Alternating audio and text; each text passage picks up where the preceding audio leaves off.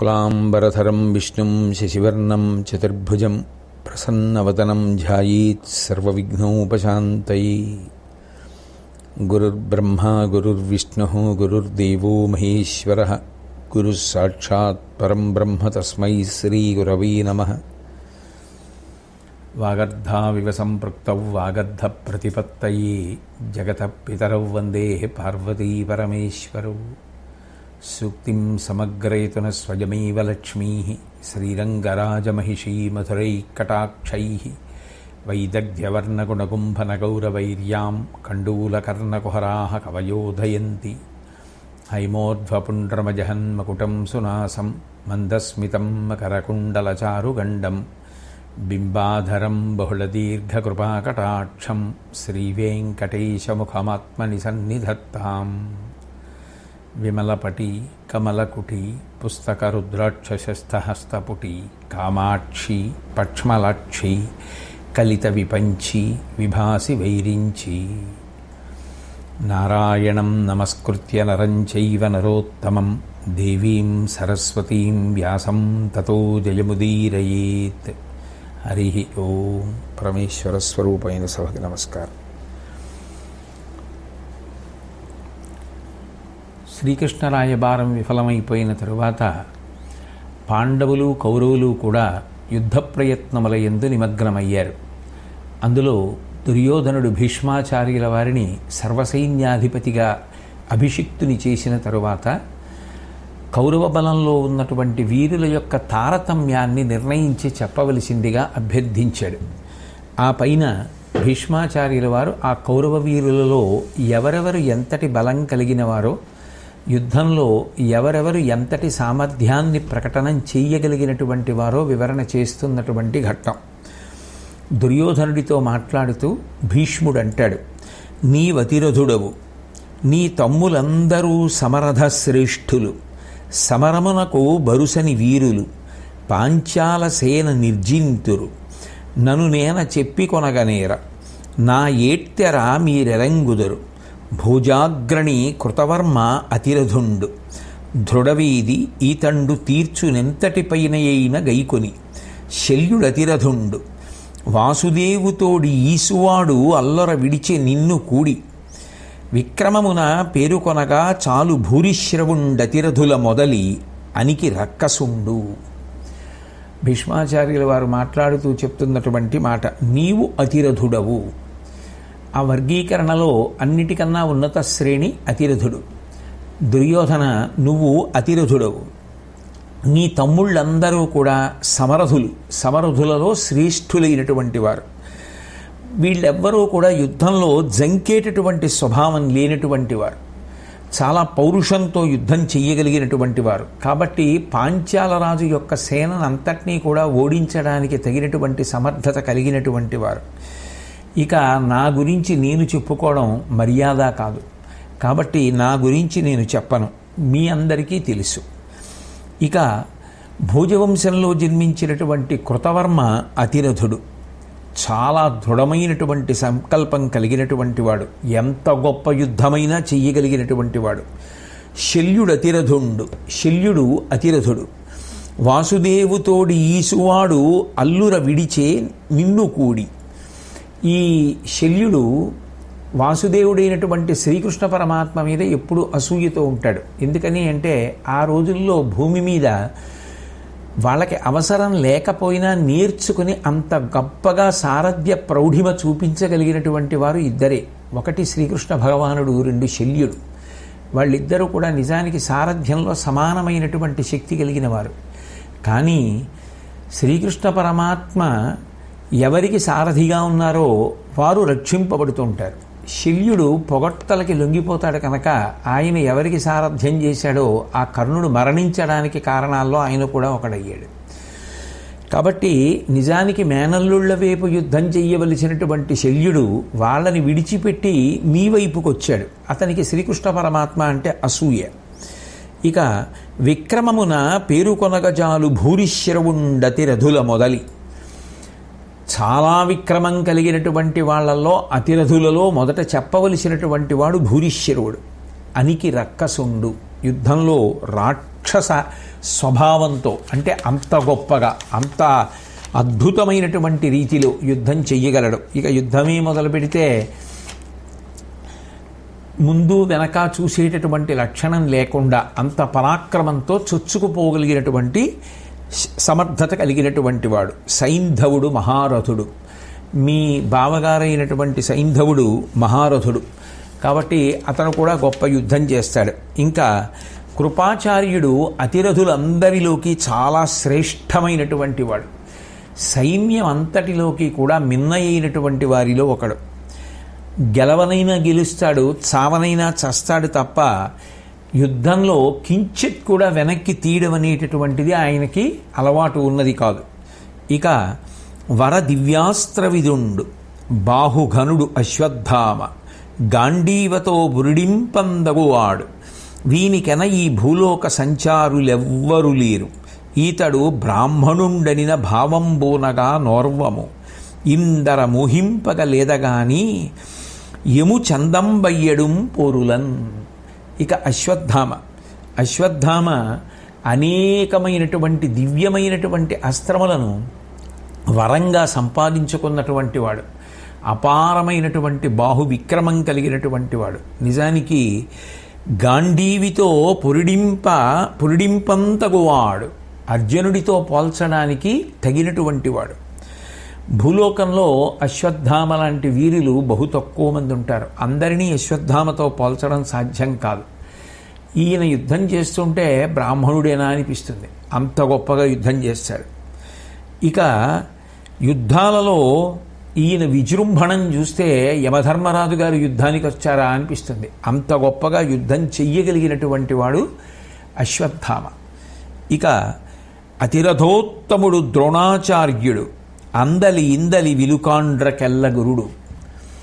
మహానుభావుడు అతిరథులలో ఉత్తముడైనటువంటి వాడు ద్రోణాచార్యుడు. అటు పాండవ పక్షంలో ఉన్నటువంటి వీరులకు కానీ ఇటు కౌరవ పక్షంలో ఉన్నటువంటి వీరులకు కానీ గురుస్థానమునందు ఉన్నటువంటి వాడు. హితుడు నీకెంతయు, ఆయనకి నువ్వంటే చాలా ప్రీతి. నేర్చిన మొనలితండడరిన జమరిన ఎట్ల మ్రందు. వ్యూహరచన చేశాడా, అవతల సైన్యం ఎంత పరాక్రమం కలిగినదైనా అణిగిపోవలసిందే. వృద్ధుని ఇతని భావింపరా దనిలోన అంగ విస్ఫురణంబు భంగి చూడ. యుద్ధం చేస్తున్నప్పుడు ఇంత వృద్ధుడా ఇతను అని అసలు తెలుసుకునే అవకాశం కూడా ఉండదు, అంత గొప్పగా శరీరం అతనికి సహకరిస్తుంది. ఇంత వృద్ధుడు యుద్ధం చేస్తున్నప్పుడు యువకుడిలా చేస్తాడు, ఆ శరీరం అతనికి అంతగా సహకరిస్తుంది. అటువంటి బల విస్ఫురణ కలిగినటువంటి వాడు. అర్జునుపై కూర్మికతని నేయ్యడు. అర్జునుడంటే చాలా ఇష్టం, ద్రోణాచార్యుల వారికి ప్రియ శిష్యుడు. అందుకని అర్జునుణ్ణి చంపడం, బాధించడు. సచరాచరంబైన జగంబులెల్లా ఒక్క మొగమై కడంగిన జిక్కువరచు దివ్య బాణజాలంబు దీటు కొలిపి.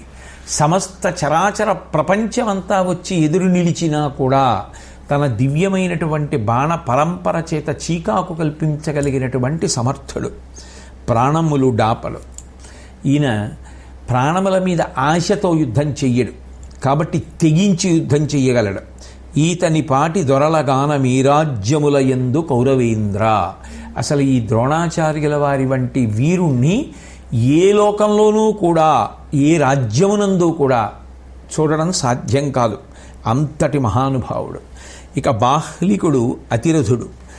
అతని కుమారుడు సోమదత్తుడు కూడా ప్రసిద్ధమైనటువంటి బలం కలిగినటువంటి వాడు. అలంబుషుడు సాటి లేనటువంటి బలం కలిగినటువంటి వాడు సమరథుడు.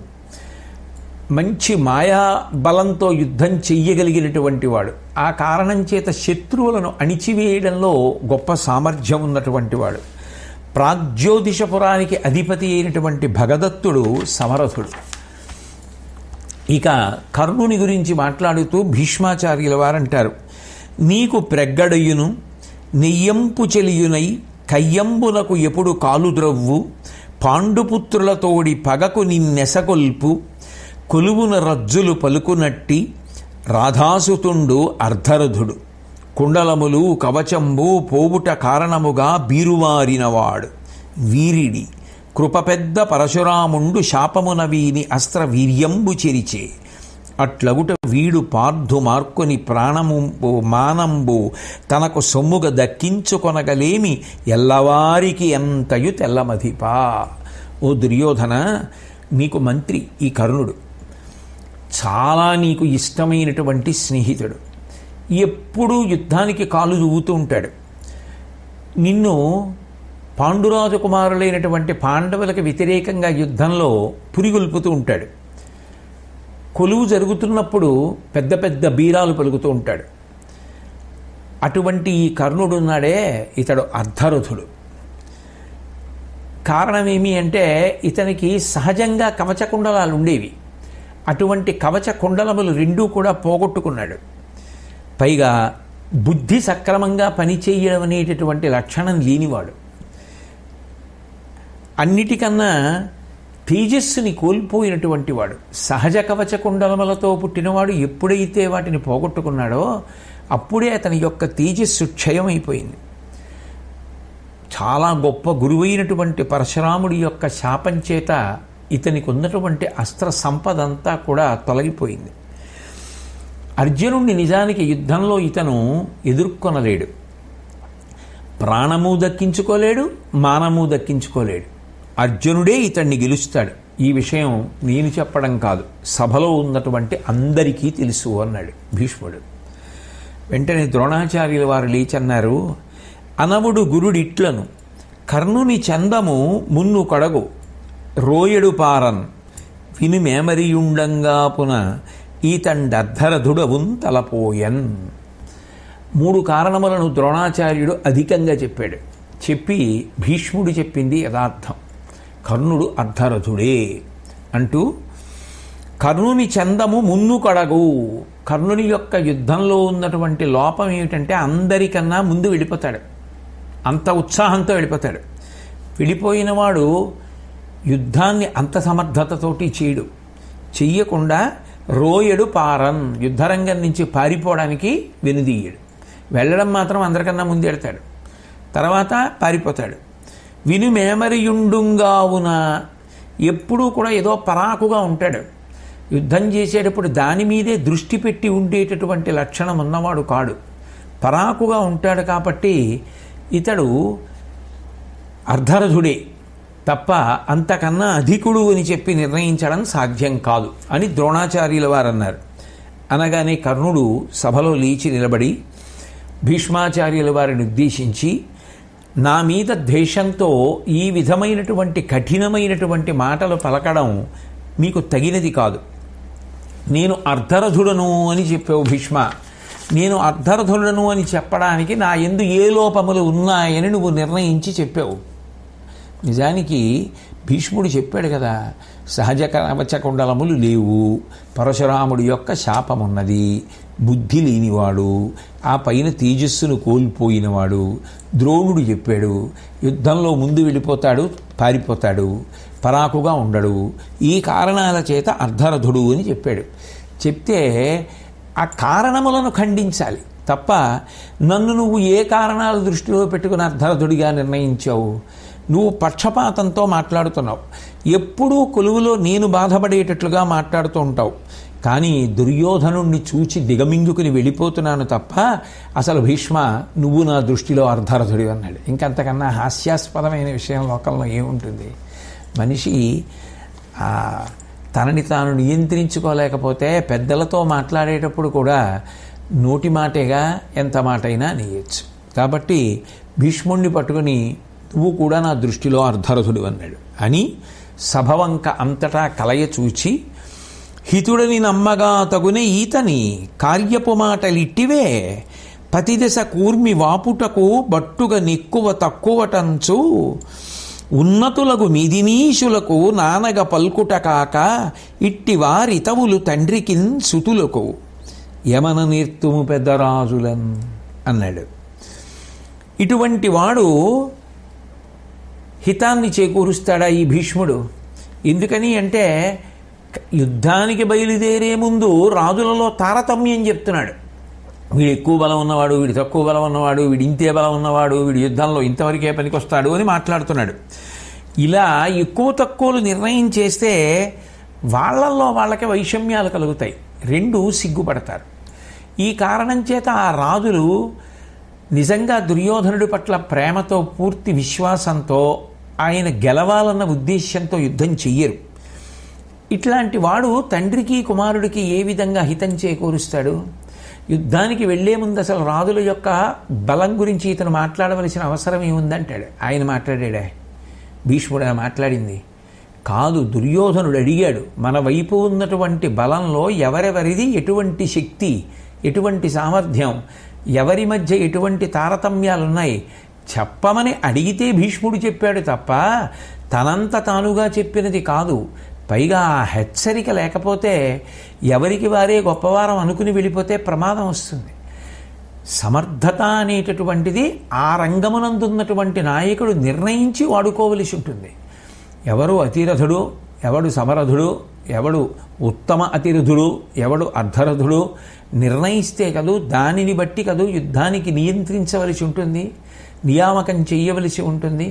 అట్లా కాకుండా ఎవరు పడితే వాళ్ళు ఎవరికి వారే తమని తాము నిర్ణయం చేసుకుని మేము ఇంత స్థాయి కలిగిన వారం అనుకుని వెళ్ళిపోతే అది ప్రమాదపు టంచులకు చేరిపోతుంది. అందుకని దుర్యోధనుడు అడగడంలో తప్పు లేదు, భీష్ముడు చెప్పడంలో తప్పు లేదు. కానీ తన దగ్గరకు వచ్చేటప్పటికి సహేతుకమైన కారణములను చూపించి అర్ధరథుడవని చెప్పినా కూడా కారణములను ఖండించడం మానేసి వ్యక్తుల యందు పక్షపాతాన్ని ఆరోపించి మాట్లాడడం ఉందే, అది అర్థరహితమైనటువంటి విశేషం. ఎందుకని అంటే ఏదైనా ఒక విషయాన్ని పరిశీలించేటప్పుడు విషయాన్ని విషయంగా పరిశీలించాలి.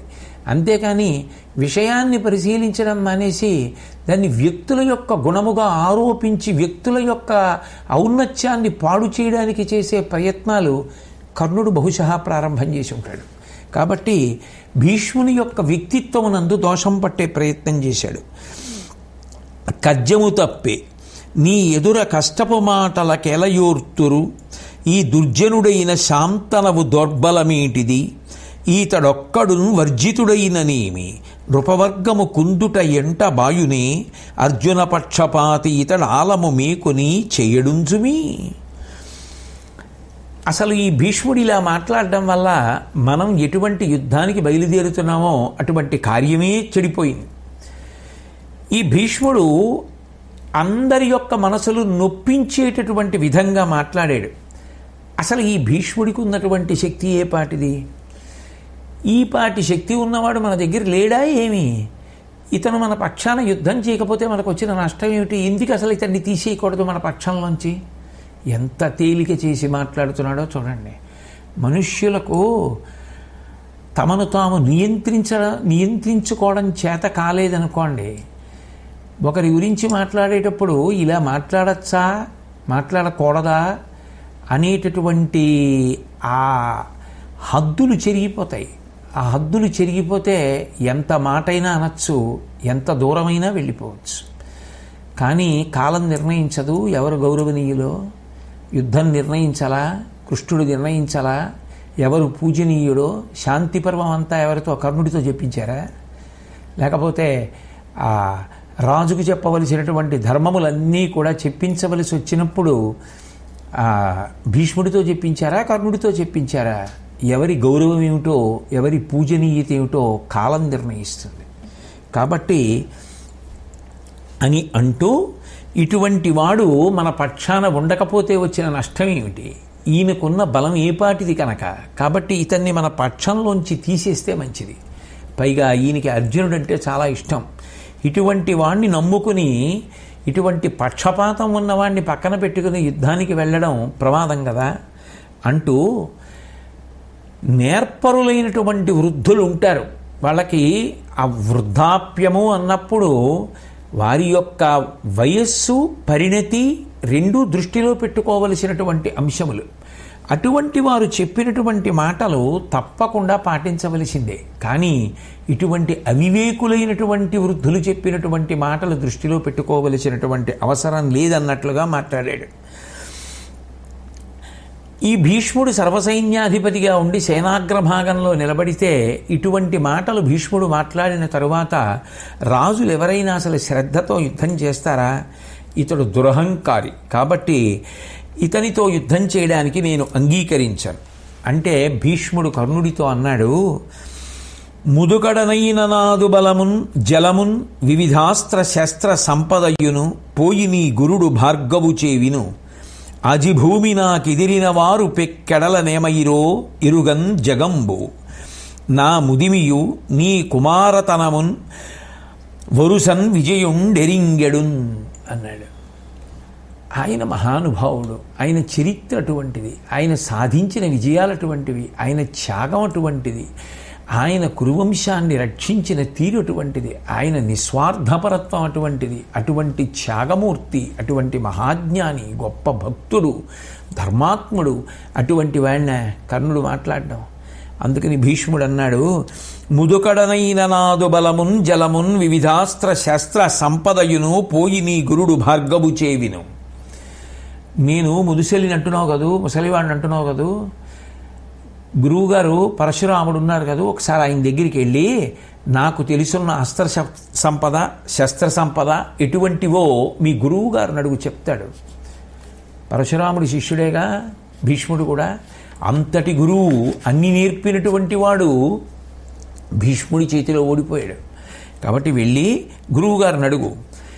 యుద్ధభూమిలో అనేక పర్యాయములు నేను యుద్ధం చేసినప్పుడు నాకు ఎదురు నిలిచిన వాళ్ళు ఎలా దిక్కులు పట్టి పారిపోయారో వాళ్ళని వెళ్ళి అడుగు, నీకు తెలుస్తుంది. నా ముదిమియు నీ కుమారుతనమున్, నేను వృద్ధుణ్ణి అంటున్నావుగా, యుద్ధం చేసినప్పుడు అర్జునుడు నిర్ణయిస్తాడులే ఎవరు ముదిసెలో, ఎవరు యవ్వనంలో ఉన్నవాడో, ఎవరు బలంతో ఉన్నవాడో అర్జునుడితో యుద్ధంలో తేలుతుంది. నేను అర్జునుడిని నొప్పిస్తానో, నువ్వు అర్జునుడిని నొప్పించగలవో యుద్ధం నిర్ణయిస్తుంది. ఈ నోటి మాటలు కాదు నిర్ణయించేది. కాబట్టి పెక్కెడలనేమైరో ఎరుగన్ జగంబు, నేనండం కాదు, లోకమంతటికీ తెలుసు. నేను యుద్ధం చేస్తే నాతో యుద్ధం చేసిన వాళ్ళందరూ ఏమైపోయారో, ఎటుపారిపోయారో, నా చేతిలో ఏమైపోయారో అందరికీ తెలుసు. నేను కొత్తగా చెప్పవలసిన అవసరం లేదు.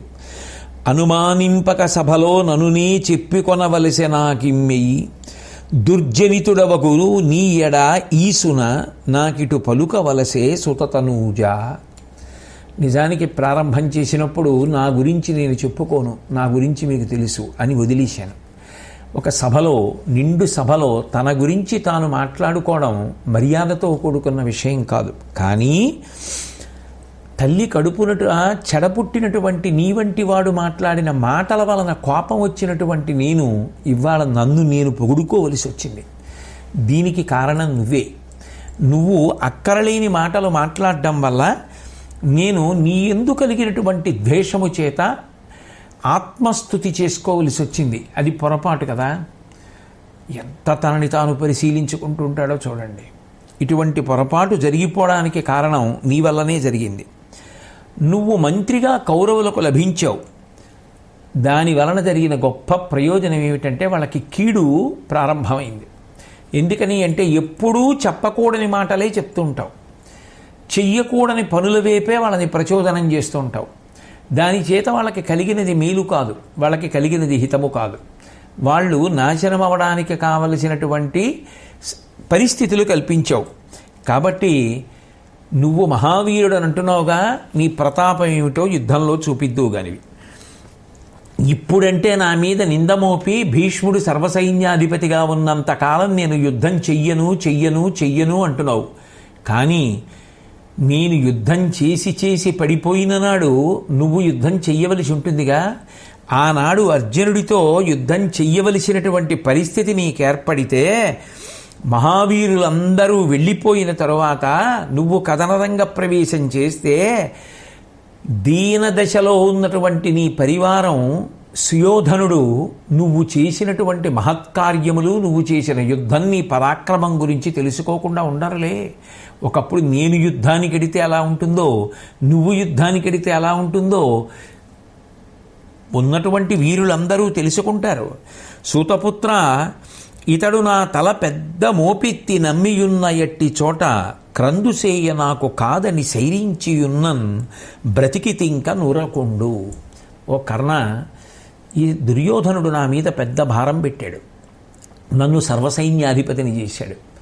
ఈ రాజుల యొక్క సమర్థతలో ఉన్న తారతమ్యములను నిర్ణయించి చెప్పమన్నాడు. అందుకని నేను మాట్లాడాను. దుర్యోధనుడు ఎదురుగుండా ఉన్నాడు, నాకు గురుతరమైన కర్తవ్యాన్ని అప్పచెప్పాడు కాబట్టి నిన్ను వదిలిపెట్టేస్తున్నాను, లేకపోతే నువ్వు బ్రతికుండేవాడివి కావు, ఈ నోరు మూసుకుని కూర్చో ఇప్పటికైనా అని భీష్ముడు వందలించాడు కర్ణుణ్ణి. భీష్ముని యొక్క ఆగ్రహాన్ని చూసినటువంటి సుయోధనుడు జంకి గబగబా వచ్చి, తాత నువ్వే కోపగిస్తే ఇక నేను జీవితంలో పెట్టుకున్నటువంటి ఆశలు వమ్మైపోవా, కాబట్టి అసలు ఈ రాధేయుడు నువ్వు అందరూ కలిసి యుద్ధం చేస్తే కదా విజయం లభిస్తుందని నేను ఆశపడింది, కాబట్టి మీరిద్దరూ ఒక్కటై యుద్ధభారం వహించి యుద్ధంలో అద్భుతమైనటువంటి పరాక్రమాన్ని ప్రదర్శిస్తే మనకి విజయం కలుగుతుందని ఆశపడుతున్నవాణ్ణి ఇలా మన పక్షంలో వాళ్లే ప్రారంభంలో తగువులాడుకోవడం నాకు మనస్తాపాన్ని కల్పించదా అన్న కారణం చేత భీష్ముడు దుర్యోధనుణ్ణి చూసి, పాండుకుమారుల పక్షంలో అనితర సాధ్యమైనటువంటి పరాక్రమం ఉన్నటువంటి వారు ఉన్నారు, నేను వారితో యుద్ధానికి వెడుతున్నాం కాబట్టి నువ్వు అడిగావు కాబట్టి తారతమ్యములు చెప్పమన్నావు కాబట్టి నేను చెప్పాను, అంతవరకే అన్నాడు. దానికి ఉలుకుపాటు కర్ణుడు పొందవలసిన అవసరమే ఉంది అన్నది తాత్పర్యం. అప్పుడు దుర్యోధనుడు అన్నాడు, మన వైపు ఉండేటటువంటి వీరుల యొక్క తారతమ్యాన్ని నువ్వు చెప్పావు, అట్లాగే పాండవ పక్షంలో ఉన్నటువంటి వీరుల యొక్క తారతమ్యాన్ని కూడా చెప్పవలసింది అన్నాడు.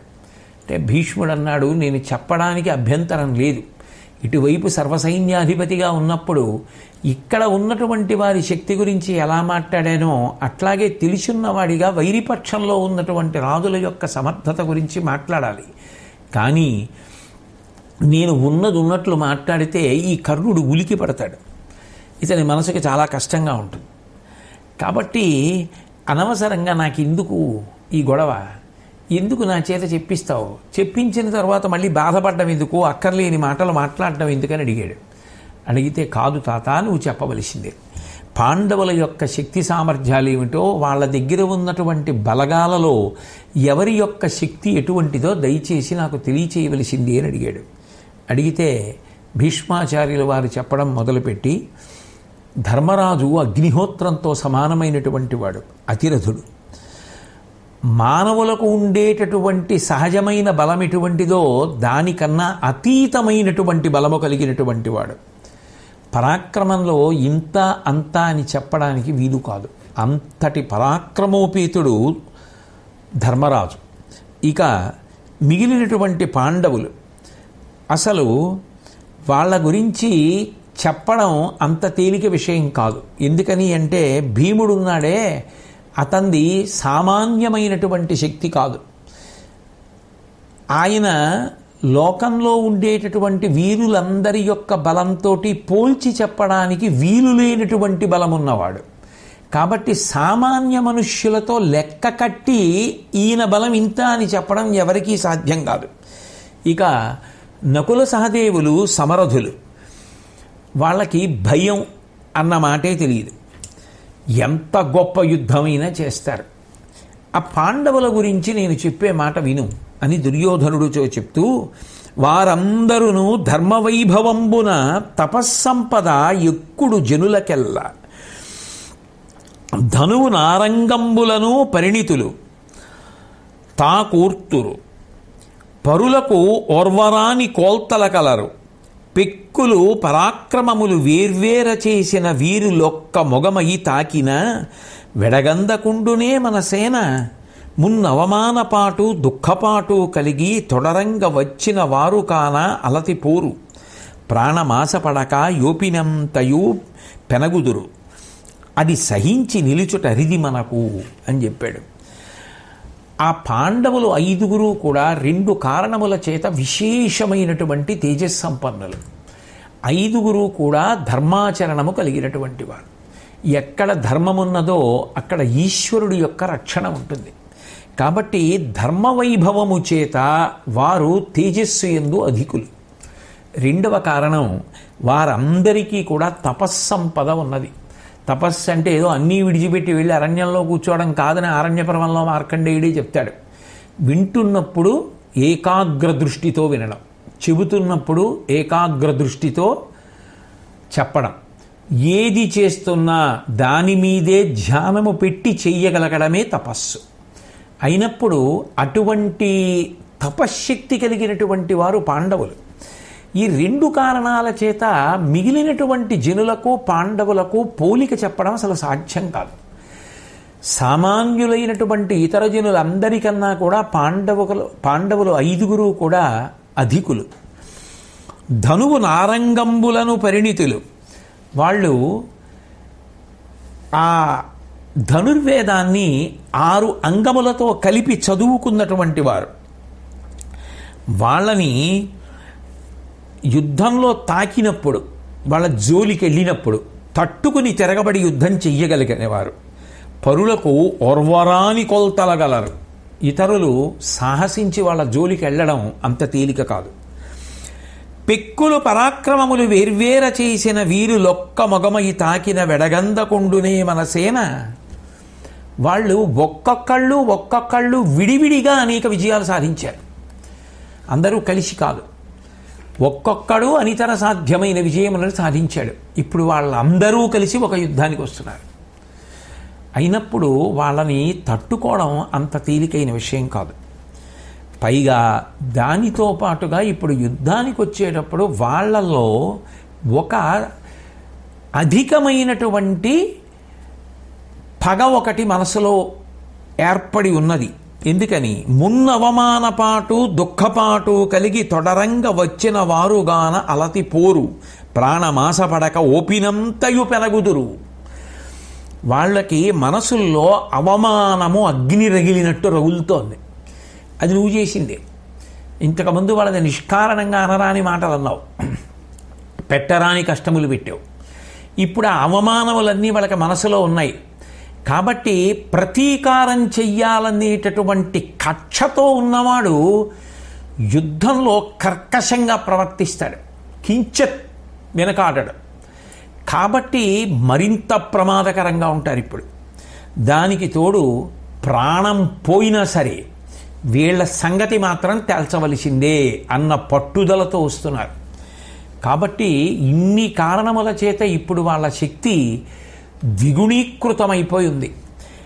అది సహించి నిలుచుట అరిది మనకు. అటువంటి పాండవులు 5గురు యుద్ధానికి వస్తున్నప్పుడు వాళ్ళని తట్టుకుని నిలవడం అనేటటువంటిది అంత తేలికైన విషయం కాదు.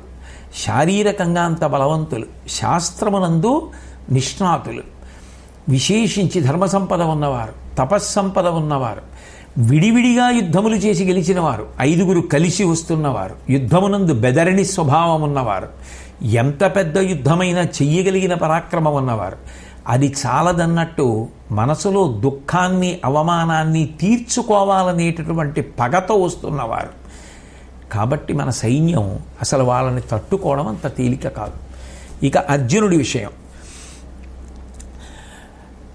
నరుడీమానము వాడనంగ వశమే నాకు అంతవారెందు నెవ్వరు లేరింకను పుట్టరు.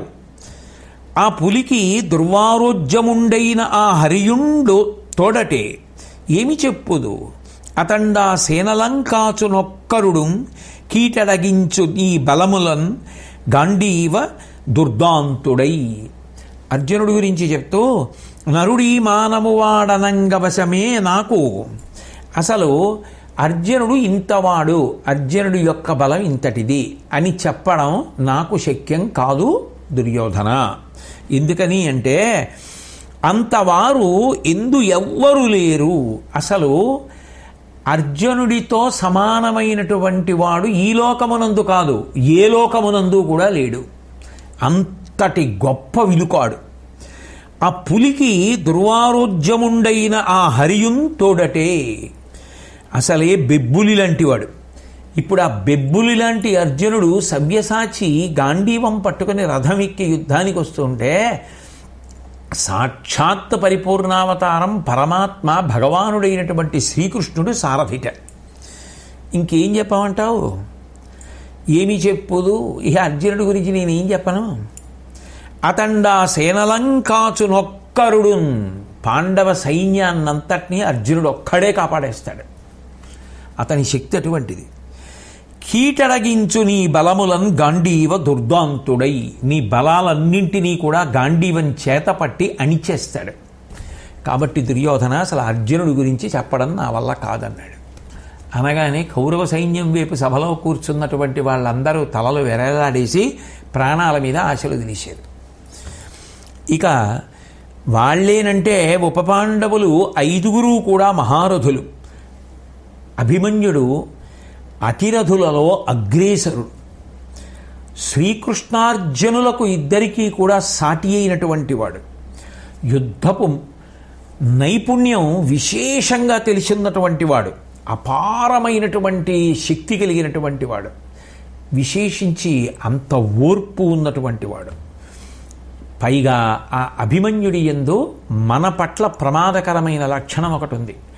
తండ్రులు పడిన కష్టాన్ని తరచుగా తలచుకొని మన మీద బాగా వైషమ్య భావం పెంచుకొని ఉన్నవాడు. కాబట్టి పాండవులలాగే చాలా కోపంతో యుద్ధానికి వస్తాడు. అసలు అతిరథులలో అంత ఉత్తముడు అని చెప్పడం అంత తేలికైన విషయం కాదు. అంత గొప్ప స్థాయిని పొందినటువంటి వాడు అభిమన్యుడు. గొప్ప శౌర్యం ఉన్నటువంటి వాడు. ఆయనకి కోపం కూడా చాలా ఎక్కువగా ఉన్నది. అటువంటి వాడు కాబట్టి చేసేటటువంటి యుద్ధం సామాన్యంగా ఉండదు అని నువ్వు గుర్తుపెట్టుకోవాల్సి ఉంటుంది. కాబట్టి వాళ్ళు చాలదన్నట్టు సాత్యకి కూడా అంత గొప్ప వీరుడే. ఇప్పుడు అభిమన్యుడు సాత్యకి కూడా పాండవ పక్షాన యుద్ధం చేస్తారు. ఇక ఆ పైన చాలదన్నట్టు పాంచాల దేశ ప్రభువైనటువంటి ద్రుపదుడు, మత్స్యదేశానికి చెందిన విరాట మహారాజు, మహారథులు వాళ్ళున్నారు. ఆ పైన శిఖండి మహారథుడు, గొప్ప పట్టుదల కలిగినటువంటి వాడు. అట్లాగే ఆ శిఖండి యొక్క తమ్ముడు దృష్టజ్యుమ్నుడు, ఆయన అతిరథుడు. ఆయన పాండవ సైన్యానికంతటికీ కూడా సర్వసైన్యాధిపతి. ప్రతాపం చూపించవలసినటువంటి సందర్భం ఏర్పడితే దృష్టజ్యుమ్నుడు యుద్ధం చేస్తుంటే రుద్రుడే వచ్చి యుద్ధం చేస్తున్నట్లుగా ఉంటుంది. దృష్టజ్యుమ్నుని యొక్క కుమారుడైనటువంటి ధృతవర్ముడు మాత్రం అర్ధరథుడు. ఇక శిశుపాలుని యొక్క కుమారుడు దృష్టకేతుడు, అతను మహారథుడు.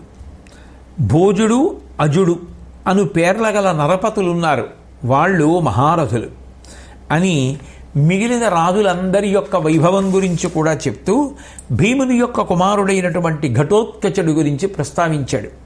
ఆయన అతిరథుడు, అన్నిటినీ మించి చాలా మాయలు కలిగినటువంటి వాడు. ఆ మాయాబలంతో యుద్ధం చేస్తాడు. కాబట్టి అతనితో యుద్ధం చేయడం అంత తేలిక కాదు. విశేషించి అతనితో ఉన్న ఇబ్బంది ఏమిటంటే అతని దగ్గర చాలా రాక్షస సైన్యం ఉంది. వాళ్ళందరితోటి ఘటోత్కచుడు యుద్ధానికి వస్తాడు. కాబట్టి దుర్యోధన ఎంత అకుంఠిత బల సంపన్నులైనప్పటికీ ఈ భూమిలో నా ముందు నిలబడి యుద్ధం చేయగలిగిన వాడు మాత్రం లేడు. అది మాత్రం నిజం. ఇంత అయినప్పటికీ అర్జునుడికి మాత్రం నాకన్నా బాణాలు ఎక్కువ తెలుసు, అతనితో యుద్ధం చేయడం సాధ్యం కాదు. అది ఇంతకు ముందే చెప్పేశాడు. ఇప్పుడు ఇంకొక మాట చెప్తున్నాడు, నేను శిఖండిని మాత్రం చంపలేను అంటే ఆశ్చర్యపోయాడు. అర్జునుడి విషయంలో చెప్పాడంటే సమంజసంగా ఉంది. ఇది శిఖండిని చంపలేనంటాడేమిటి అని ఆ ద్రుపదుడి కుమారుడైనటువంటి శిఖండిని మీరు ఎందుకు చంపలేరో నేను తెలుసుకోవచ్చు అనుకుంటే ఆ కారణం చెప్పండి అని అడిగాడు దుర్యోధనుడు ఆశ్చర్యపోయి. ఎందుకంటే భీష్ముడి యొక్క శక్తి అటువంటిది. అటువంటి వాడు శిఖండిని నేను చంపలేను అన్నాడు. ఎందుకు చంపలేరు అని అడిగాడు. అప్పుడు భీష్ముడు తన యొక్క జీవిత వృత్తాంతం, తాను శరీరం వదిలిపెట్టడానికి హేతు ఎలా ఏర్పడింది అన్న విషయాలన్నింటినీ కూడా చెప్పడం మొదలుపెట్టాడు. శంతన మహారాజు గారు సత్యవతీదేవిని వివాహం చేసుకున్న తర్వాత చిత్రాంగదుడు, విచిత్రవీర్యుడు అని 2 కుమారులు కలిగారు. చిత్రాంగదుడు శరీరాన్ని వదిలిపెట్టేశాడు. మరణించిన తరువాత విచిత్రవీర్యుడు రెండవ వాడిని పట్టాభిషేకం చేశాడు భీష్ముడు. రాజ్యానికి అంతటికీ కూడా పరిపాలకుడిగా నియమించాడు. అతనికి తగినటువంటి కన్యల్ని తీసుకొచ్చి వివాహం చెయ్యాలి అనుకున్నాడు. ఆ రోజుల్లో కాశీరాజు యొక్క కుమార్తెలు 3 ఉండేవారు, అంబ, అంబిక, అంబాలిక. వాళ్ళ ముగ్గురికి కాశీరాజు గారు స్వయంవరం ప్రకటించాడు. ప్రకటిస్తే భీష్ముడు ఆ స్వయంవర మంటపానికి వెళ్ళి ఆ ముగ్గురు కన్యల్ని కూడా రథం ఎక్కించుకొని వస్తుంటే అనేక మంది రాజులు భీష్ముడితో యుద్ధానికి వచ్చారు.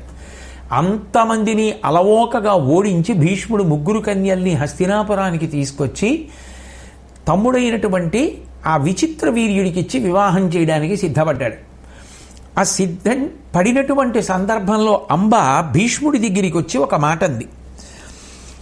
సౌంభపుర వల్లభుండైన సాళ్వు మీద తలపు కలదు నాకు, అతడును తగులు కలిగియుండు నా దశ, నీవు ధర్మోత్తరుండవు, అతని పాలికితగా నన్ను అనుపవయ్యా.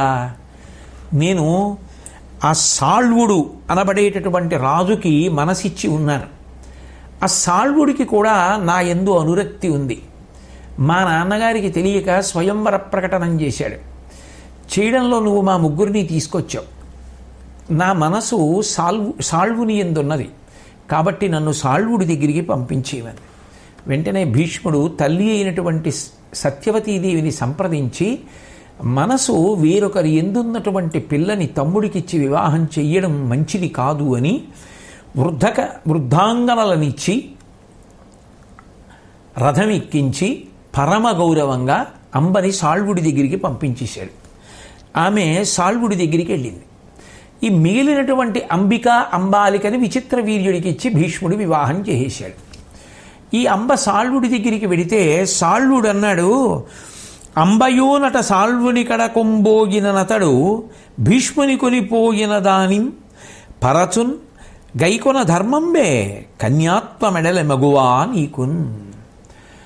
నిన్ను భీష్ముడు పరాక్రమంలో ఆర్జించుకున్నాడు. అందరినీ ఓడించి తాను పట్టుకుపోయాడు. ఎప్పుడు భీష్ముడు పట్టుకుపోయాడో అప్పుడే నువ్వు భీష్ముడి సొత్తు, నీ కన్యాత్వం అప్పుడే పోయింది, నిన్ను నేను వివాహం చేసుకోవడం ఏమిటన్నాడు. అంటే ఆమె అనేక విధాలుగా ప్రార్థన చేసి చెప్పింది జరిగిన కథ.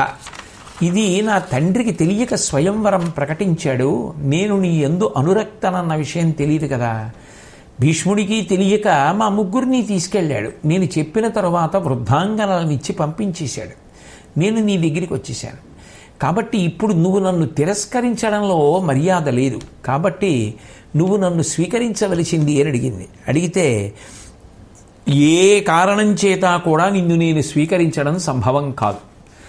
నిన్ను భీష్ముడు ఏనాడు ఎత్తుకుపోయాడో ఆనాడే నువ్వు నాకు భార్యవు కావడానికి తగిన అర్హతను పోగొట్టుకున్నావని సేవకుల్ని పిలిపించి ఆమెను భవనం నుంచి తరిమేశాడు. ఆమె కోపాన్నంతటినీ కూడా విచిత్రంగా భీష్ముడి మీద పెట్టుకుంది. అసలు ఇదంతా జరగడానికి కారణం ఎవరు అంటే తండ్రి దగ్గర నుంచి తీసుకోవాల్సి ఉంటుందిగా. నిజానికి అసలు పిల్ల మనసు కనుక్కోవలసిన అవసరం తండ్రి మీద ఉంటుంది కదా. తండ్రిని వదిలేసింది, సాళ్వుడిని వదిలేసింది. నన్ను పట్టుకెళ్ళడం భీష్ముడు తప్పు కదా. పంపించేశాడుగా సాళ్వుడి దగ్గరికి, అది వదిలేసింది. వదిలేసి నా మనసు తెలుసుకోకుండా ముగ్గురు కన్యల్ని బలవంతంగా భీష్ముడు తీసుకెళ్ళాడు కాబట్టి భీష్ముడి వలననే నా జీవితం పాడైపోయింది. భీష్ముడిని చంపడం అంత తేలిక కాదు. అపార పరాక్రమోపేతుడు. భూమండలం మొత్తం మీద ఏ రాజు కూడా ఆయనతో యుద్ధానికి వెళ్ళడానికి ఇష్టపడడం. ఎందుకంటే అంతటి పరాక్రమోపేతుడు భీష్ముడు అంటే. అటువంటి వాణ్ణి చంపలేను. ఇక చంపడానికి నాకున్నటువంటి మార్గం ఒకటే, భీష్ముడిని చంపడానికి ఎంత తపస్సు చేస్తే సాధ్యమవుతుందో అంత తపస్సు చేస్తాను అని ఆమె ఒక పవిత్రమైన ప్రదేశానికి వెళ్ళిపోతానని చెప్పి వెళ్ళి మునీశ్వరుల దగ్గరకి వెళ్ళి ఆ ముని ఆశ్రమంలో ఒక చోట కూర్చొని తపస్సు మొదలుపెట్టింది. మునులందరూ చూసి ఆశ్చర్యపోయి, నువ్వు స్త్రీవి, ఇక్కడికి వచ్చి నువ్వు తపస్సు చేస్తున్నావు, ఈ వయసులో వివాహం చేసుకుని సంతోషంగా ఉండవలసినది కదా, ఏమమ్మా తపస్సు చేస్తున్నావు అని అడిగారు. ఆమె తన కథనంతటినీ చెప్తే వాళ్ళన్నారు, మేము మాత్రం జోక్యం చేసుకుని ఎలా చక్కపరచగలం, ఇది రాజులు చక్కపరచవలసినటువంటి విషయం, మేము సాధుపురుషులం, మేము కూడా జోక్యం చేసుకుని ఏమీ చేయలేవు, నువ్వు చూస్తే సుకుమారమైనటువంటి శరీరం ఉన్నదానివి, ఈ అరణ్యాలలో తపస్సు చేయడం అంత తేలికైన విషయమా అమ్మా, కాబట్టి మా మాట విను, నువ్వు తపస్సు చేయడం విరమించి నీ తండ్రి దగ్గరికి వెళ్ళిపో, నీ తండ్రి గారు ఎలా నిర్ణయం చేస్తే అటువంటి నిర్ణయాన్ని ఔదలదాల్చు, అదే నీకు పరమధర్మం అని చెప్పారు. చెప్తే ఆమె అంగీకరించలేదు. నేను తిరిగి వెళ్ళడానికి ఇష్టపడను, ఈ అరణ్యంలో తపస్సు మాత్రమే చేస్తాను. నేను అటు భీష్ముడు బలవంతంగా అపహరించి తీసుకెళ్ళి తమ్ముడికి ఇచ్చి వివాహం చేద్దామనుకున్నవాడు నా మనసెరిగి చెయ్యలేదు. నేను సాల్వుడి దగ్గరికి వెడితే సాల్వుడు అంగీకరించలేదు. ఇప్పుడు నేను ఏ ముఖం పెట్టుకుని పుట్టింటికి వెళ్ళను, ఏ ముఖం పెట్టుకుని బంధువులందరితో ఏమని చెప్పను. కాబట్టి నా ఈ ఆక్రోశానికి అంతటికీ కూడా భీష్ముడే కారణమని నిర్ణయానికి వచ్చాను. ఆ భీష్ముడిని చంపడానికి తపస్సు చేస్తానని నిర్ణయించుకుని కూర్చుంది. ఈలోగా ఆశ్రమానికి హోత్రవాహనుడు అనబడేటటువంటి ఒక రాజర్షి వచ్చాడు. ఆయన ఆశ్రమంలో ఈ పిల్లని చూశాడు. ఆయన ఆశ్చర్యపోయి ఈ పిల్ల ఎవరు, ఈమె ఎందుకు తపస్సు చేస్తోందని అడిగాడు.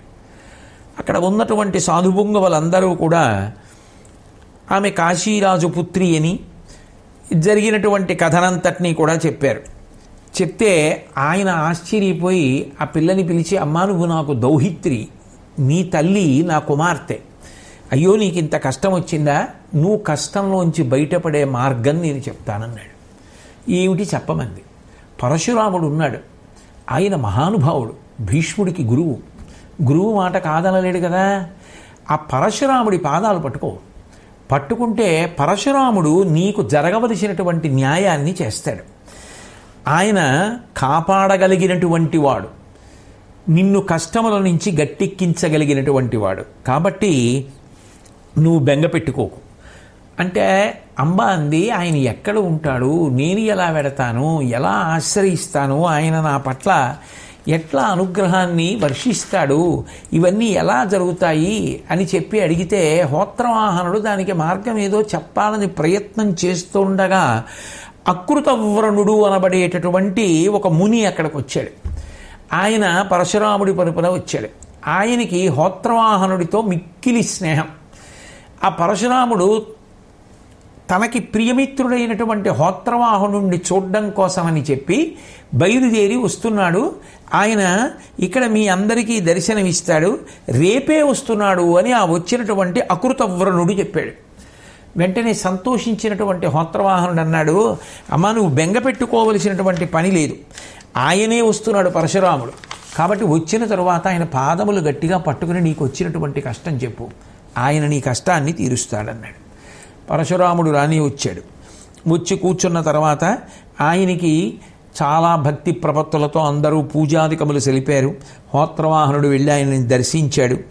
ఆ తర్వాత ఇద్దరూ మాట్లాడుకుంటున్నప్పుడు తన దౌహిత్రి అయినటువంటి ఆ అంబని చూపించి, ఈమె నా మనుమరాలు, ఇదిగో ఈమెకి ఈ కష్టం వచ్చింది, ఈమె కథని ఆమె నోటి గుండానే వినవలసింది అని చెప్పి హోత్రవాహనుడు చెప్తే, ఈ అంబ కనుగొవన శ్రుధారలుకన్ చరణానతయైన రాముడిట్లను విను హోత్రవాహనుని ఎట్టులా ఎనును నీకు నీ మనంబున కల చింత అంతయును బుచ్చద నా కడచేరితి ఇంకా నీ వనట తొలంగనిట్టి గురువంబుగ చెప్పుము దీని మూలమున్. నువ్వు ఏ విధమైనటువంటి బెంగ పెట్టుకోక్కర్లేదు, నీ వనట తొలంగవిట్టి గురువంబుగ చెప్పుము దీని మూలమున్. నువ్వు ఎందుకు ఏడుస్తున్నావు, ఎందుకు నా పాదములు పట్టుకున్నావు? నీకు ఈ హోత్రవాహనుడు ఇటువంటి వాడో, నేను అటువంటి వాడిని. ఆయన నీకు తాతగారు, నన్ను కూడా తాతగారు అనుకో, ఏమీ బెంగపెట్టుకోకు. నీ మనసులో ఉన్నటువంటి క్లేశాన్ని నేను తొలగిస్తాను. నా దగ్గరికి వచ్చినటువంటి వాళ్ళు భయపడవలసిన అవసరం లేదు, వాళ్ళ కష్టం పోయినట్టే. కాబట్టి నన్ను ఆశ్రయించావు, ఇక ధైర్యంగా ఉండు. నీ యొక్క వృత్తాంతం ఏమిటో నాకు చెప్పన్నాడు. అంటే ఆమె తన కథ అంతా మళ్ళీ పరశురాముడికి చెప్పింది. అప్పుడు పరశురాముడు అన్నాడు, ఇందులో అసలు నీ మనసు తెలియకుండా భీష్ముడు మిమ్మల్ని తీసుకుపోయినటువంటి కారణం చేత ఈ పరిస్థితి వచ్చింది. 2, అంత మర్యాదగాను భీష్ముడు మళ్ళీ సాల్వుడి దగ్గరికి పంపించేశాడు. అయినా సాల్వుడు నిన్ను వివాహం చేసుకోకపోవడం కూడా చాలా తప్పే. అయినప్పుడు నాకొక్క మాట చెప్పు, రెండింటిలో ఏది చేయమంటావు? పరిభవము 2 తెరగుల తరుణీ తోచినది సాల్వు తగతీర్తునో యుద్ధరుడుగు భీష్ముని తీర్తునో కరము ప్రియం బిద్ది హృదయగతముంజపుమా. సాల్వుణ్ణి చంపేయమంటావా, శిక్షించమంటావా, భీష్ముణ్ణి దండించమంటావా? ఏం చేయమంటావు? ఇద్దరిలో ఎవరిని శిక్షించమంటావు? నీ దృష్టిలో నీ జీవితం ఇలా అయిపోవడానికి ప్రధాన కారకుడు వీడు అని ఎవరిని నిర్ణయించుకున్నావు, ఎవరిని నువ్వు దండించమంటే వాళ్ళని దండిస్తాను అని చెప్తే ఆమె అంది, సాళువుడు ఇక నన్ను ఎట్టి పరిస్థితుల్లో భార్యగా స్వీకరించాడు కాబట్టి అతన్ని దండిస్తే వచ్చే ప్రయోజనం ఏమిటి?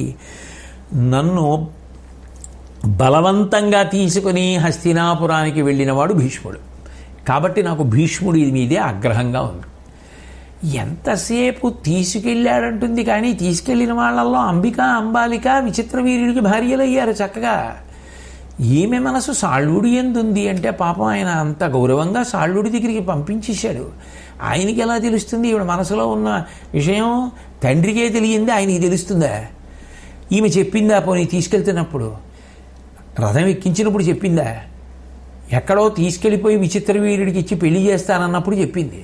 చెప్పగానే వెనక్కి పంపించాడు.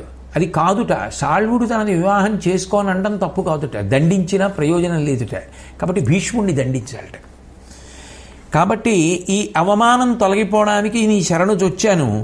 నాకు భీష్ముడి మీద మనసులో చాలా కోపం ఉంది కాబట్టి భీష్ముడిని దండించమంది.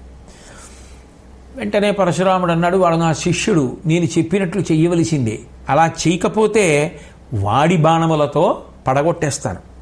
కాబట్టి నువ్వు ఇలా తపస్సు చేయవలసిన అవసరం లేదు, శరీరాన్ని శుష్కింప చేసుకోవలసిన అవసరం లేదు. పరశురాముడిని పిలిపిస్తానని బయలుదేరి కురుక్షేత్రానికి వచ్చి సరస్వతీ నదీ తీరంలో ఆగి పరశురాముడికి కబురు చేశాడు. భీష్మాచార్యుల వారికి కబురు చేశాడు. పరశురాముడు వచ్చాడు, కురుక్షేత్రంలో సరస్వతీ తీర్థంలో ఉన్నాడు, మిమ్మల్ని అందరినీ కూడా రమ్మంటున్నాడని. చాలా భక్తితో చాలా వినయంతో గురువుగారు వచ్చారు, ఆయన దర్శనం అవుతోందనేటటువంటి పరమ సంతోషంతో భీష్మాచార్యుల వారు పూజాద్రవ్యములన్నింటినీ కూడా తీసుకొని బయలుదేరి ఆ కురుక్షేత్రానికి వచ్చి పరశురాముడిని పూజించాడు. పూజించిన తరువాత పరశురాముడు అన్నాడు, అసలు ఈ కన్యని నువ్వు ఎందుకు తీసుకొచ్చావు? తీసుకొచ్చిన తరువాత ఈమెను తిరస్కరించడం అన్యాయం కదా, కాబట్టి ఈ పిల్లని నీ తమ్ముడికి ఇచ్చి పెళ్లి చేసేయన్నాడు. అంటే ఆయన అన్నాడు, నా తమ్ముడికి ఇచ్చి పెళ్లి చేయడానికే తీసుకొచ్చాను. ఈమెతో పాటు జన్మించినటువంటి సోదరీమణులు మిగిలిన ఇద్దరిని నా తమ్ముడికి ఇచ్చి వివాహం చేశాను, ఈమెను చేద్దును, కానీ ఈమె నా మనసు సాళ్వునికి ఇచ్చానని చెప్పింది, అందుకని సాళ్వుడి దగ్గరికి పంపించేశాను.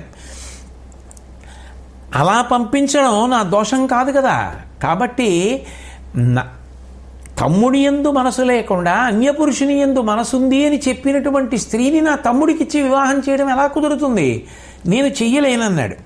అంటే అట్లా ఒక్కనాటికి కుదరదు, ఈమెను తీసుకెళ్ళి మళ్ళీ నీ తమ్ముడికిచ్చి వివాహం చేయి, ఎందుకంటే సాళ్వుడు చేసుకోలేదు కాబట్టి అన్నాడు. సాళ్వుడు చేసుకోకపోతే సాళ్వుని యందు మనసు పెట్టుకున్నాను, సాళ్వుడు నా యందు ప్రీతి ఉన్నవాడని చెప్పి అన్యపురుషుల యందు మనసు పెట్టుకున్న స్త్రీని నా తమ్ముడికిచ్చి వివాహం చేయనా? అది ఎలా పొసగుతుంది? అది సాధ్యం కాదు అంటూ భీష్ముడు అన్నాడు, గర్వియై కార్యమిట్టిదకార్యమిట్టిదని ఎరుంగక లోకంబుచను పదమున తిరుగక ఉన్మదవృత్తి వర్తించునట్టివాని గురునైన దండింపవలయునండ్రు. అహంకారంతో ఇది చెయ్యదగిన పని, ఇది చెయ్యకూడని పని అని తెలుసుకోకుండా అందరూ ప్రజలు ఏ మార్గంలో నడుస్తారో ఎట్లా ప్రవర్తిస్తారో అట్లా కాకుండా దానికి వ్యతిరేకంగా ప్రవర్తించమని చెప్పేటటువంటి వాడు గురువైనా దండనార్హుడే. కాబట్టి నేను నా తమ్ముడికిచ్చి వివాహం చెయ్యను అన్నాడు.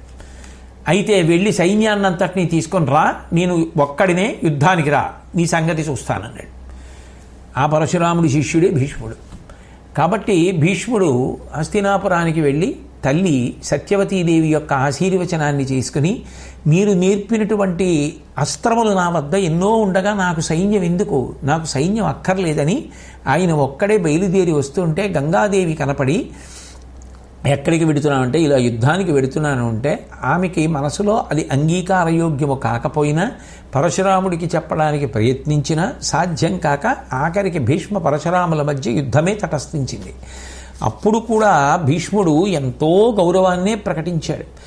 మీరు నేల మీద నిలబడి యుద్ధం చేస్తుంటే నేను రథంలో నిలబడి యుద్ధం చేయడం మర్యాద కాదు అంటే పరశురాముడు వెంటనే దివ్యమైనటువంటి రథాన్ని సృష్టించుకొని ఆ తన దగ్గర ఉన్నటువంటి అకృతవ్రణుడు అనబడేటటువంటి శిష్యుణ్ణే సారథిగా చేసుకుని యుద్ధాన్ని ప్రారంభం చేశాడు. ఇద్దరి మధ్య భయంకరమైనటువంటి పోరు నడిచింది. ఈయన అస్త్రములు ప్రయోగించాడు, ఆయన దివ్యాస్త్రములు ప్రయోగించాడు. ఒక స్థితిలో ఇద్దరూ బ్రహ్మాస్త్ర ప్రయోగం చేసుకున్నారు. ఒకరి గుండెల్లోంచి బాణములు దూసుకుపోయేటట్టుగా వేరొకరు ప్రయోగించారు. దాని చేత ఇద్దరూ గాయపడ్డారు, ఇద్దరూ స్పృహ తప్పారు, ఇద్దరూ స్పృహ పొందారు, ఇద్దరూ యుద్ధం చేస్తున్నారు. 22 రోజులు గడిచిపోయాయి. అయినా యుద్ధంలో వీళ్ళు గెలిచారు అని చెప్పడం సాధ్యం కాల. అటువంటి స్థితిలో ఒక రోజున పరశురాముడు ప్రయోగించినటువంటి బాణము వలన భీష్ముడు స్పృహ తప్పి పడిపోయాడు. ఆ పడిపోయినప్పుడు ఒక 80 దివ్య పురుషులు ఆయనకి దర్శనమిచ్చారు. దర్శనమిచ్చి వారితో పాటు గంగమ్మ ఆశీర్వచనమిస్తూ నువ్వు తెప్పరిల్లు, ఏమీ బెంగలేదని, ఆ రోజు రాత్రి ఆ మహాపురుషులని స్మరించి ఆ పెద్దలందరికీ నమస్కరించి భీష్ముడు పడుకునుండగా తెల్లవారుజామున వాళ్ళు మళ్ళీ కలలోకి వచ్చారు. వచ్చి పరశురాముడితో యుద్ధం చేసేటప్పుడు నువ్వు ఈ అస్త్రాన్ని ప్రయోగించమని వాళ్ళు సమ్మోహనాస్త్రాన్ని భీష్ముడికి ఇచ్చారు. ఆ 23వ రోజున యుద్ధానికి వెళ్ళినటువంటి భీష్ముడు సమ్మోహనాస్త్రాన్ని భీష్ముడి మీద ప్రయోగించడానికి సిద్ధపడుతున్నాడు. నారద మహర్షి మొదలైనటువంటి వారందరూ ఆకాశ మార్గంలో వచ్చి, అంతటి పూజనీయుడు నీకు గురువు సమ్మోహనాస్త్ర ప్రయోగం చెయ్యడం మంచిది కాదు, వద్దు, సహనం పాటించమన్నారు. తనకి ఉపదేశం చేసినటువంటి ఆ 80 కూడా నువ్వు ఎవరో కాదు మాలో ఒకడవై అని చెప్పారు. వాళ్ళు వసువులు వచ్చి ఆగ్రహించవద్దు, ఆగమన్నారు. గంగమ్మ బయలుదేరి వచ్చింది. అవతల పరశురాముడి యొక్క తండ్రి జమదగ్న మహర్షి కూడా వచ్చారు. వచ్చిన తరువాత ఇద్దరి బ్రహ్మాస్త్రములు ఉపసంహారం చేయించి ఇద్దరిని శాంతింపచేశారు. భీష్ముడు సమ్మోహనాస్త్రమే ప్రయోగిస్తే ఖచ్చితంగా యుద్ధంలో పరశురాముడిని పడగొట్టి గెలిచి ఉండేవాడు. కాబట్టి అంబవంక చూసి పరశురాముడు అన్నాడు, నేను చెయ్యగలిగినది చేశాను, కానీ నిజానికి నేను భీష్ముడి చేతిలో ఓడిపోయాను కాబట్టి ఇప్పుడు నేను భీష్ముడిని శాసించలేను. కాబట్టి నీకు ఏది చెయ్యాలనిపిస్తే అది చెయ్యి. ఇక నేను నా శిష్యుణ్ణి ఆదేశించగలిగినటువంటి విషయం ఇందులో నాకు కానరావట్లేదని చెప్పి వెళ్ళిపోయాడు. ఆమె ఇక తపస్సు ద్వారానే భీష్ముడిని సంహరించాలి అని చెప్పి ఘోరమైనటువంటి తపస్సు చేయడం ప్రారంభం చేసింది. అటువంటి తపస్సు చేస్తుండగా ఒకనాడు గంగానది స్త్రీ రూపాన్ని ధరించి ఆమె వద్దకు వెళ్ళింది. సర్వసాధారణంగా ఇన్ని కఠిన నియమాల కోర్చి ఇంత ఘోరమైనటువంటి తపస్సు స్త్రీలు చెయ్యడానికి ఇచ్చగించరు. కానీ నువ్వు ఏ కోరికతో ఇటువంటి గొప్ప తపస్సు చేస్తున్నావని అడిగింది.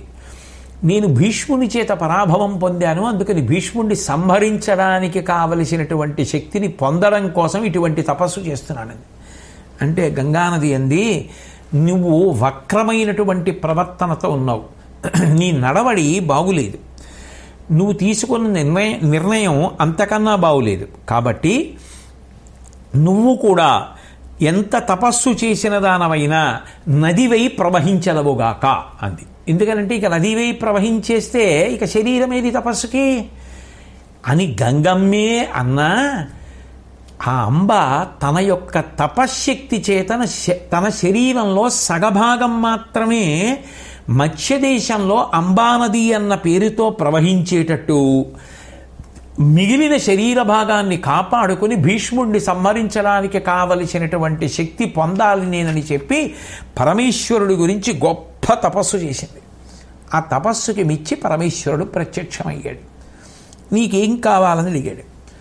నేను భీష్ముడిని చంపగలిగినటువంటి శక్తిని పొందాలని. ఆయన అన్నాడు, అది ఈ జన్మలో సాధ్యం కాదు, కానీ వచ్చే జన్మలో ద్రుపద మహారాజు గారికి ఆడపిల్లవై పుట్టి మగపిల్లవాడిగా మారతావు, అప్పుడు భీష్ముడి మరణానికి కారణమవుతావు అన్నాడు. అంతే. తనంత తాను శరీరం పడిపోయే పర్యంతమో ఆగడానికి ఆమె ఇష్టపడలేదు.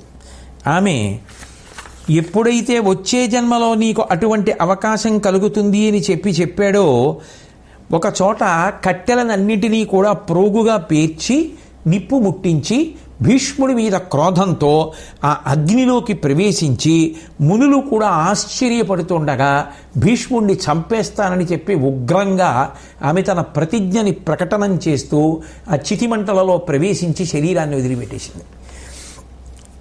అదే సమయంలో ద్రుపద మహారాజు గారు తన భార్య కోకిలాదేవికి సంతానం కలగలేదనేటటువంటి బాధతో శంకరుడి గురించి తపస్సు చేశాడు. శంకరుడు ప్రత్యక్షమై నీకేం కావాలని అడిగాడు. ఆయన అన్నాడు, నాకు భీష్ముడి మీద కోపం ఉంది. ఆయనకి ఏదో ద్రోణుడికి భీష్ముడు ఆశ్రయం ఇచ్చాడని, ఆ ద్రోణుడు తనది యుద్ధంలో పాండవుల ద్వారా గెలిచి ద్రుపదుడు ద్రోణుడికి చేసినటువంటి అవమానానికి తిరిగి ప్రత్యవమానం చేయడానికి కారణమయ్యాడని అనేక కారణాల చేత భీష్ముడి మీద క్రోధం పెంచుకుని భీష్ముడిని చంపే కొడుకు నాకు కావాలని ద్రుపదుడు వరం అడిగాడు. శంకరుడు అన్నాడు, తప్పకుండా మీకు ఒక ఆడపిల్ల పుడుతుంది, కానీ ఆ పిల్ల తరువాతి కాలంలో మగపిల్లవాడు అవుతాడు, కాబట్టి ఆ పిల్లవాడు భీష్మ మరణానికి కారణమవుతాడు అన్నాడు. ఆ శంకరుడు ఇచ్చినటువంటి వరానికి చాలా సంతోషించినటువంటి ద్రుపదుడు ఇంటికి వచ్చేశాడు. కోకిలాదేవి గర్భవతి అయింది, ఆడపిల్ల పుట్టింది. పరమశివుడు వరం ఇచ్చాడు కదూ, ఆమె తప్పకుండా తరువాతి కాలంలో మగపిల్లవాడిగా మారుతుంది అని. ఎటు మగపిల్లవాడు అవుతాడు కాబట్టి ఆడపిల్ల అని చెప్పడం ఎందుకు అని చెప్పి నాకు మగపిల్లవాడు పుట్టాడు అని చెప్పి శిఖండి అని పేరు పెట్టి ఆ పిల్లని పిల్లవాడిగానే పెంచి పెద్ద చేసి ద్రోణాచార్యుల వారి దగ్గర విలువిద్య కూడా నేర్పించాడు. ఆ పిల్లవాడికి యుక్త వయస్సు వచ్చేసింది. పిల్లవాడంటే ఆ పిల్లకి యుక్త వయస్సు వచ్చేసింది. ఆ యుక్త వయస్సు వచ్చేసిన తరువాత ఇంకా ఎందుకు వివాహం చేయరు అని చెప్పి 10 మంది అడుగుతారు కదా. అందుకని తప్పించుకునేటటువంటి పరిస్థితి లేక ద్రుపదుడు ఏం చేశాడంటే దశార్ణ దేశాధిపతి అయినటువంటి హేమవర్మ యొక్క కుమార్తె నుంచి తన కుమార్తెకు వివాహం చేసేశాడు కొడుకని చెప్పి. నిజానికి ఇంకా కుమార్తెగానే ఉంది, ఇంకా కొడుకుగా మారలేదు. వివాహం అయిపోయింది. పురుషవేషంతో శిఖండు ఉన్నాడు, కానీ నిజానికి స్త్రీ. కొంతకాలం అయిపోయింది. ఆయన భార్యతో అంత చనువుగా ఉండేవాడు కాదు. ఆమెకు అనుమానంగా ఉండేది, ఏమిటి భర్త తనతో అంత సఖ్యంగా ఉండడు అని. ఆమె ఒకనాడు శిఖండి పరాకుగా ఉన్నప్పుడు గ్రహించింది, ఓ ఇతను పురుషుడు కాదు స్త్రీయే అని.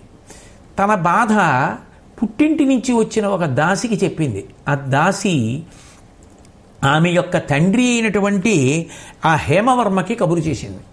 హేమవర్మ నువ్వు ఇంత అన్యాయమైనటువంటి మోసం చేశావని చెప్పి దూతని ద్రుపదుడి దగ్గరికి పంపించి, నేను నీ మీద యుద్ధానికి వస్తున్నాను, ఎందుకనంటే నన్ను మోసం చేసి నా కుమార్తెని నీ కుమార్తెకిచ్చి వివాహం చేశావు, చెప్పినప్పుడు నా కుమారుడని చెప్పావు అని యుద్ధానికి వచ్చాడు. ఇద్దరి మధ్య ఘోరమైన యుద్ధం జరుగుతోంది. ఆ రోజు రాత్రి ద్రుపదుడు చాలా బాధతో కోకిలాదేవితో మాట్లాడి విశ్రాంతిలో ఉన్నాడు. పరమేశ్వరుడేమో ఈ ఆడపిల్ల మగపిల్లవాడవుతాడన్నాడు. అవుతాడన్న నమ్మకంతో ఇంకో ఆడపిల్లకిచ్చి పెళ్లి చేసేశాడు. వీడు ఆడపిల్లగానే ఉండిపోయాడు. ఎలా ఈ సమస్యకి పరిష్కారం? ఇప్పుడు అది తెలిసిపోతే బయట అందరికీ ఎంత అవమానం అని బెంగ పెట్టుకుని ఉంటే ఈ శిఖండి ఇది రేపో మాపో బయట పడిపోతుంది, అప్పుడు ఇంతకన్నా అవమానం ఉండదు, ఇంతకన్నా నేను ప్రాణాలు వదిలిపెట్టేస్తే ఈ సమస్య పరిష్కారం అయిపోతుందని అక్కడికి దగ్గరలో ఉన్నటువంటి వనంలో స్థూలకర్ణుడు అనబడేటటువంటి ఒక గొప్ప యక్షుడు ఉన్నాడు. ఆయన కుబేరుడికి చెలికాడు. ఆ స్థూలకర్ణుడు ఉండేటటువంటి ప్రాంగణానికి వెళ్ళి అక్కడ మరణించడానికి ప్రయత్నంలో ఉన్నాడు శిఖండి. ఆ స్థూలకర్ణుడు చూశాడు, ఇదేంటి ఇక్కడికి వచ్చి శిఖండి మరణించడానికి ప్రయత్నిస్తోందని గబగబా వచ్చి, ఏమమ్మా నీకేం ఆపద వచ్చింది, ఎందుకు శరీరం వదిలిపెట్టడానికి ప్రయత్నిస్తున్నావు అని అడిగాడు.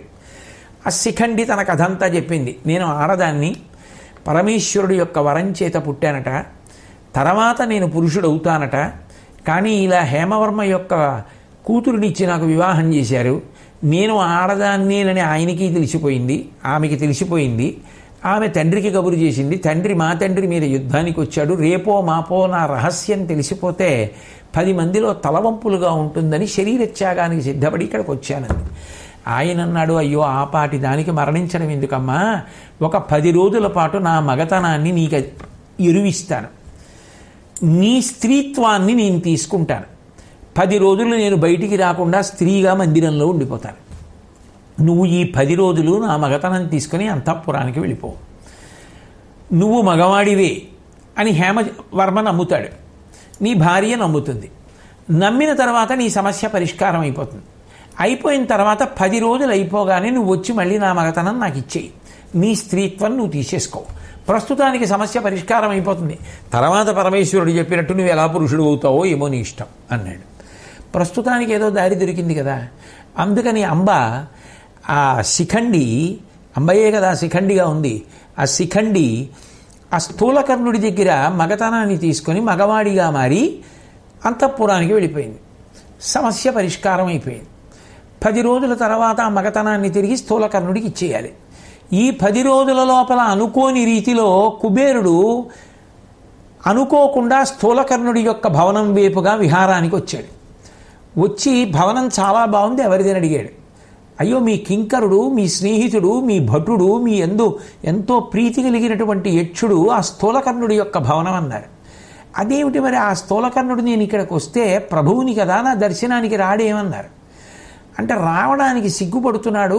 ఒక 10 రోజులు తన మగతనం అద్దెకి ఇచ్చాడు, ఎరువు ఇచ్చాడు ఆ శిఖండికి. 10 రోజుల తర్వాత మళ్ళీ పొందుతాడు మగతనం. ప్రస్తుతం ఆడదానిగా ఉన్నాడు, అందుకని రావడానికి సిగ్గుపడ్డాడు అన్నారు.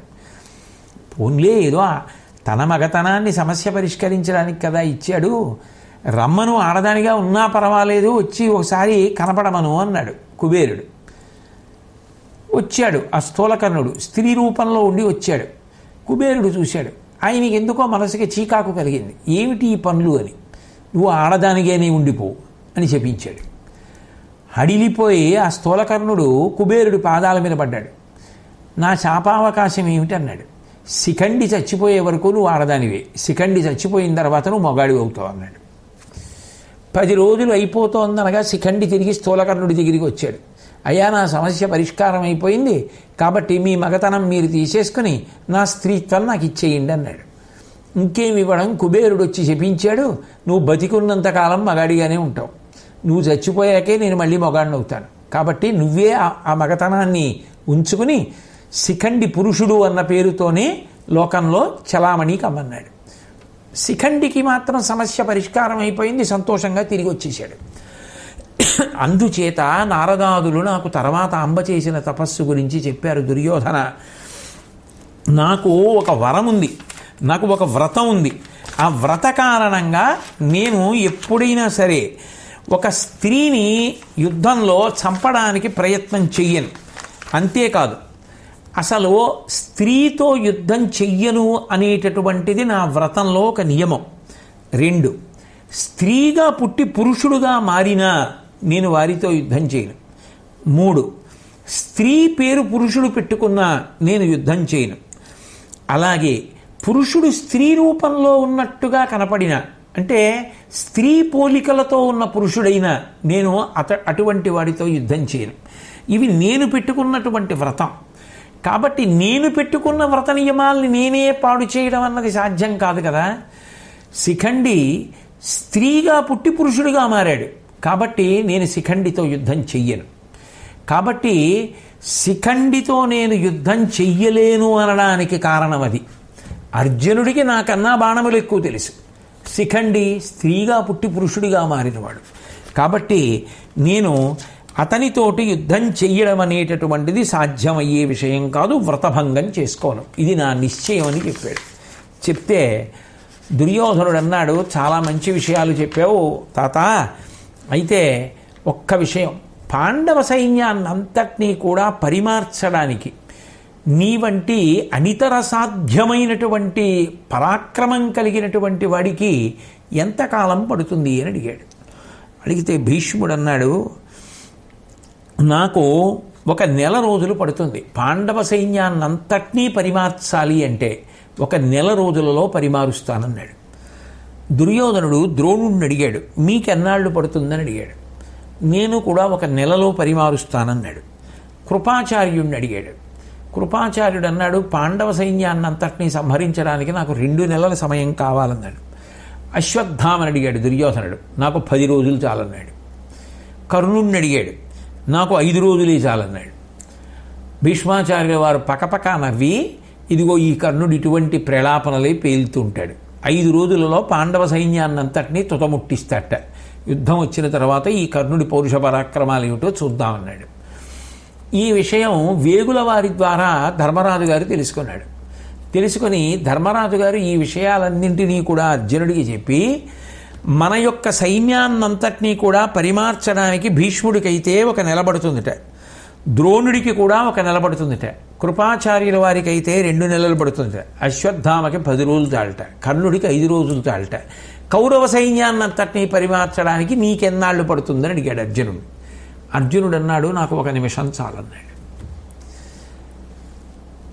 అంటే ఆయన మీద, గాంధీవం మీద, కృష్ణ పరమాత్మ సారథ్యం మీద బహుశా ఉన్న నమ్మకం కావచ్చు, కానీ ఏదైనప్పటికీ కూడా అంత తేలిక విషయం మాత్రం కాదు. అర్జునుడు అన్నా 1 నిమిషంలో జరిగేది కాదు అని కాలమే నిరూపించింది. బహుశా స్వర్గారోహణ పర్వంలో అర్జునుడు పడిపోవడానికి, ఇతర వీరుల్ని చులకన చేసి మాట్లాడడానికి కారణం అవడానికి ఇది కూడా ఒక కారణం అయ్యి ఉండవచ్చు. 1 నిమిషంలోనే కౌరవ సైన్యాన్నంతటినీ పడగొడతానని అర్జునుడు అన్నాడు.